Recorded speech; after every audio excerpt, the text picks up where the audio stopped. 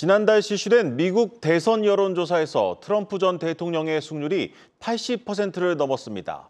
나름 팽팽했던 바이든과의 지지율 경쟁 구도가 무너지는 분위기입니다. 트럼프 2.0 시대가 도래할 가능성이 높아지면서 곧 현실이 될 미국 전 현직 대통령의 리턴 매치를 이제 전 세계가 주목하고 있습니다. 오늘 특집 뉴스 플러스에서 자세히 분석해 보겠습니다. 먼저 대외경제정책연구원 김혁중 연구위원 모셨습니다. 연구원님 안녕하십니까? 네, 안녕하세요. 네. 먼저 이 트럼프의 좀 당선 가능성부터 묻겠습니다. 실제로 당선 가능성이 높은 것은 사실입니까? 예, 일단 현재까지 결과만 놓고 보면 트럼프의 당선 가능성이 높다라고 말씀드릴 수 있고, 물론 사법 리스크가 있습니다. 이제 오늘 인터뷰 일자 아침 기준으로 이제 콜로라도 주 법원에서 이제 트럼프가 이제 대선 후보 자격이 없다 해서 이제 트럼프가 이제 공화당 경선에 지금 참여하기 어려운 상황이 됐는데, 네. 물론 연방 대법원 결과를 이제 봐야 되겠지만 현재까지로 볼 때 사법 리스크가 이제 있긴 있지만 이런 것들 배제하고 본다면 트럼프의 당선 가능성이 높다 이렇게 말씀을 드릴 수 있겠습니다. 그런데 왜 이런 트럼프 돌풍이 일고 있는지 사실 언뜻 이해가 가진 않습니다. 왜 이런 현상이 벌어지고 있다고 보십니까? 사실 따지고 보면 트럼프가 호감을 살 만한 요인이 여러 가지가 있습니다. 그중에 이제 정치적 양극화랑 경제 문제를 말씀을 드리고자 합니다. 일단 정치적 양극화가 뭐냐면 민주당은 점점 더 민주당스러운, 공화당은 점점 더 공화당스러운 정책을 표방하는 건데, 네. 이게 뭐 언론, 대중, 그다음에 의회 내에 전반에 다 퍼져 있는 상황입니다. 어떤 언론에서는 상속세라고 얘기하는 거를 우측 언론에서는 이건 사망할 때 내는 세금이니까 사망세다 이렇게도 이야기를 하고 있고, 네. 의회 내에서 민주당에서 인플레이션 감축법이라고 하는 거를 공화당에서는 이건 인플레이션 가속화법이다 비꼬기도 하고 있습니다. 그래서 이제 의회 내에서 이제 통계 자료를 보면 공화당과 민주당 의원들이 각자 정치 성향이 어떤지 투표 행태를 이제 통해서 분석을 해볼 수 있는데, 점점 더 민주당은 민주당스러운 정책에만 찬성을 던지고 공화당 이제 의원들은 점점 더 공화당스러운 정책에만 찬성을 던지는 그 현상이 좀 더 가속화가 되고 있습니다. 대선이 이루어지는 2024년 말에는 역대 최고 수준으로 정치적 양극화가 진행될 상황이고, 그럼 이제 이런 상황에서는 트럼프 같이 어디로 튈지는 모르겠지만 메시지는 분명한 그런 대통령이 반사 이익을 얻을 수 있다 이렇게 말씀을 드릴 수 있겠습니다. 이제 두 번째 측면이 이제 경제 측면인데, 물론 지금 미국이 고용 시장이 좀 양호하고 GDP 성장률도 고금리 기조에 비하면 상당히 양호한 상황이다 말씀을 드릴 수는 있겠지만, 네. 사실 따지고 보면 빚으로 쌓아올린 성장입니다. 그리고 이 빚으로 쌓아올린 성장에 대해서 미국 유권자가 이제 그렇게 좋은 평가를 주지는 않은 상황이다 이렇게 말씀을 드릴 수 있겠습니다. 지금 올해 이제 2023년 이제 1분기부터 3분기까지 평균을 내보면 이제 정부 지출 기여도가 약 25%고 투자 부분이 한 10% 정도를 차지하고 있는데, 투자도 사실 미국의 공급망 재편 정책에 따라서 수반되는 투자이기 때문에 네. 정부의 역할이 상당히 중요했다 이렇게 평가를 할 수 있겠습니다. 그리고 이제 2023년 11월에 이제 CBS 뉴스에서 이제 어떤 후보가 내 살림살이에 더 도움이 될까 설문조사를 시행한 적이 있었는데, 네. 트럼프를 택한 이제 유권자가 바이든을 택한 유권자보다 2배 이상 많았습니다. 이런 것들 의미하는 거는 트럼프는 그래도 재임 시절에 소득세를 한시적이지만 완화해 준 경험이 있었고, 이런 것들 따져보면 미국 유권자의 마음이 경제 문제 측면에서는 트럼프 쪽에 더 가 있지 않나 이렇게 말씀을 드릴 수 있겠습니다. 네. 그렇다면 미국 현지에서는 어떻게 보고 있는지 알아보겠습니다. 정인설 한국경제신문 워싱턴 특파원 전화로 연결돼 있습니다. 정 기자님 안녕하십니까? 네, 안녕하세요. 네, 먼저 미국 현지에서 내년 미국 대선을 어떻게 전망하고 있는지가 궁금합니다. 네, 현 시점에서 대부분 알려진 것처럼 트럼프 전 대통령의 우세를 대부분 점치고 있습니다. 가장 큰 이유는 여론조사 결과 때문인데요. 지난 9월까지만 해도 바이든 대통령이 앞서고 있었고요. 10월부터 바이든 대통령과 트럼프 전 대통령이 엎치락뒤치락 하더니 11월부터는 트럼프 전 대통령이 계속 앞으로 치고 나가고 있습니다. 이달 들어서는 양측의 격차가 더 벌어져서 이제 오차 범위를 넘어선 트럼프 전 대통령이 이기고 있습니다. 많게는 10%포인트 이상 차이로 이기고 있는 설문조사 결과도 나오고 있고요. 또 평균적으로 보면 3.5%포인트 정도 트럼프 전 대통령이 바이든 대통령을 앞서고 있다는 게 여론조사 결과입니다. 보통 대선 1년 전쯤에 여론조사를 하면 대부분 현직 대통령이 앞서는 게 일반적인데요. 바이든 대통령은 그런 현직 프리미엄을 전혀 누리지 못하고 있다 이렇게 얘기를 할 수 있습니다. 그렇다면 이 바이든 대통령이 현직 프리미엄을 누리지 못하는 이유는 무엇 때문이라고 봐야 할까요? 최근에 바이든 대통령의 지지율이 빠지는 거는 특히 흔히 얘기하는 집토끼, 전통적인 지지층에서 그 지지율이 빠지고 있습니다. 젊은 20, 30대, 흑인과 히스패닉들이 그 지지층에서 이탈을 하고 있는데요. 가장 큰 이유는 경제와 전쟁 때문이라고 할 수 있습니다. 겉으로 보기에 미국 경제는 뭐 한국이든 다른 나라에 비해서 탄탄하죠. 하지만 이전의 미국과 비교를 하면 미국인들도 다들 먹고 살기 힘들다라고 한 목소리로 얘기를 하고 있습니다. 인플레이션 때문인데요. 특히 주머니 사정이 얇은 중산층 이하가 그렇습니다. 그들이 대부분 젊은 층이고 흑인과 히스패닉들인 거죠. 그래서 민주당 바이든의 전통적 지지층에서 그걸 지지층에서 이탈하고 있다 이렇게 말씀을 드릴 수 있고요. 여기에 이스라엘 하마스 간 전쟁이 더 기름을 부었습니다. 내가 먹고 살기도 힘든데 이스라엘을 왜 돕냐 이겁니다. 우크라이나 돕는 거는 뭐 그렇다 치더라도 경제적으로 전혀 문제가 없는 힘들지 않은 이스라엘, 유대인까지 우리 세금으로 돕는 게 말이 되냐? 그런 건 좀 말이 안 된다라는 정서가 젊은 층 사이에 팽배합니다. 네, 그렇다면 질문을 바꿔서 이 민주당과 공화당의 이 대통령 후보가 바뀔 가능성은 없습니까? 현재로서는 높지 않은 것 같습니다. 바이든 대통령과 트럼프 전 대통령이 거의 적대적 공생 관계라고 불러도 될 정도로 두 사람의 양강 구도는 확고하다라고 볼 수 있겠죠. 공화당은 토론회도 하면서 뭐 니키 헤일리 전 유엔 대사가 트럼프 대항마로도 부상을 하고 있지만 특히 민주당 내에선 경쟁자가 없습니다. 바이든 대통령 외에 두 명의 경선 후보가 있지만 다들 이름도 모르고 있는 상태고요. 다만 양당이 대선 후보를 확정 짓는 게 내년 여름입니다. 공화당이 내년 7월에 전당대회를 통해서 대선 후보를 결정을 하고요. 민주당은 그 시기가 내년 8월, 한 달 뒤 8월입니다. 그 전까지 바이든 대통령의 건강에 문제가 생긴다면 상황은 좀 달라지겠죠. 지금 민주당의 바이든 대통령이 아닌 다른 후보가 나온다라고 하면 뭐 중도층표를 흡수할 수도 있다 이런 얘기를 많이 합니다. 그러면 덩달아서 공화당 경선 구도도 요동을 칠 수 있습니다.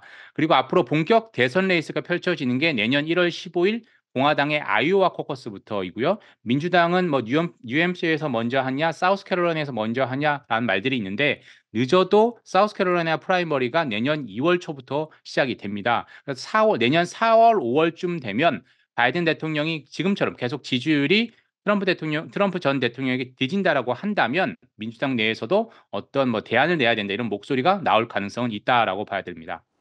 예, 마지막으로 앞으로 미국 대선이 1년 남았는데 이 결과를 가를 변수는 어떤 것들이 남아 있습니까?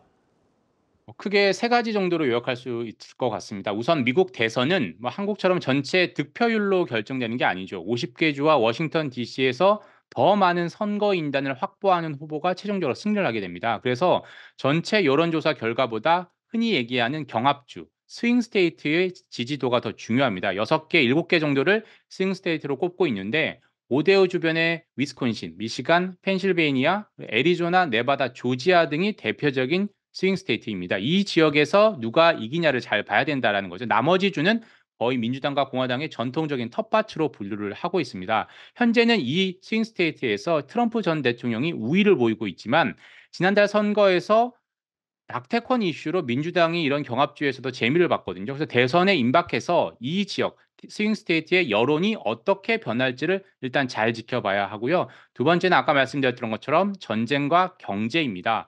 우크라이나 전쟁 영향이 작아진 것처럼 이스라엘 하마스 전쟁도 그렇게 될지 아니면 전쟁이 조기에 수습 국면으로 바뀔지가 민주당 나아가서 바이든 대통령 지지도에 큰 변화를 줄 수가 있고요. 더불어서 미국 인플레이션이 좀 잦아든다라고 한다면 민주당의 전통적 지지층들의 생각이 좀 바뀔 수도 있습니다. 그리고 마지막으로 하나 꼽자면 제3지대입니다. 한국에서도 이런 움직임이 지금 나오고 있는데요. 현재 미국에서 무소속의 로버트 케네디 주니어 후보가 여론조사를 해보면 10% 이상의 지지를 받는 것으로 나오고 있습니다.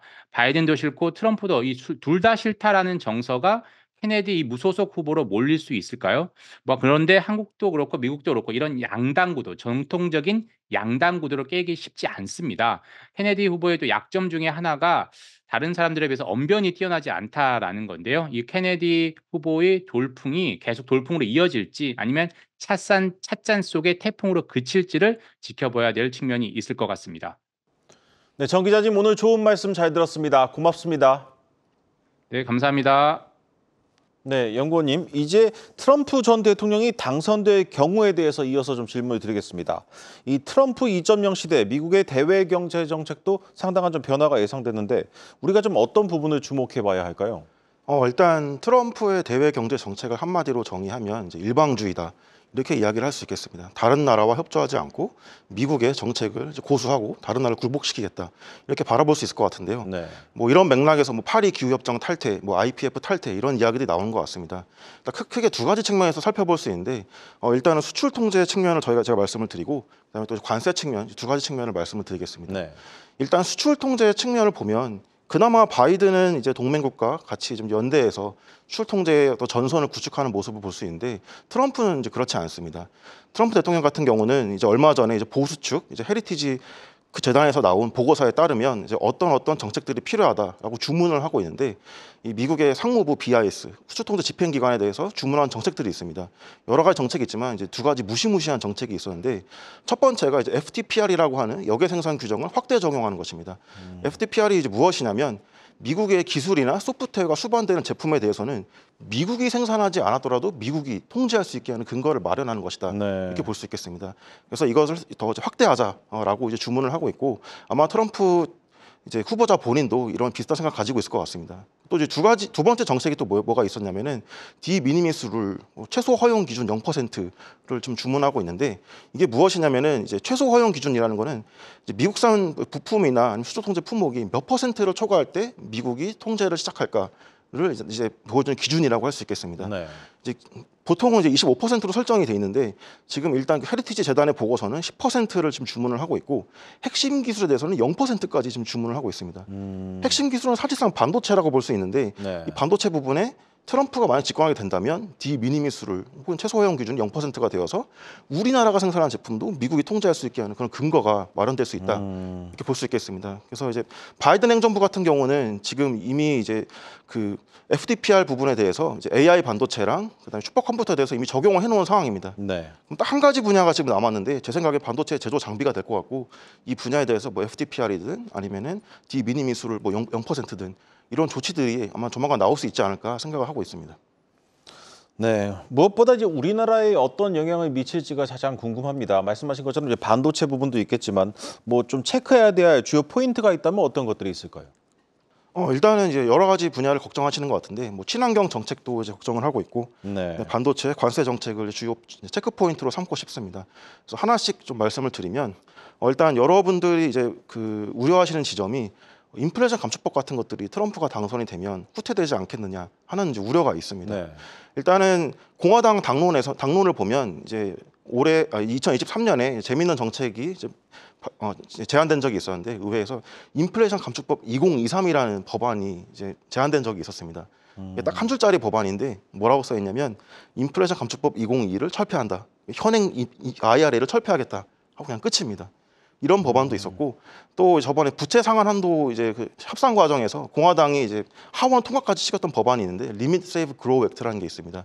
사실상 내용을 뜯어보면 인플레이션 감축법의 보조금 조항들을 거의 다 철폐시키는 그런 네. 내용들입니다. 그래서 이제 공화당 당론이기도 하고 트럼프 본인도 이제 아젠다 47이라고 해서 트럼프의 아젠다를 이제 발표하는 이제 그런 이제 웹사이트가 있는데 거기서 트럼프 본인의 이야기는 이제 바이든 행정부의 그린 뉴딜은 넌센스다라고 이제 표현을 하고 있습니다. 그런 측면에서는 인플레이션 감축법이 후퇴되지 않을까 하는 우려가 있는 것이 사실입니다.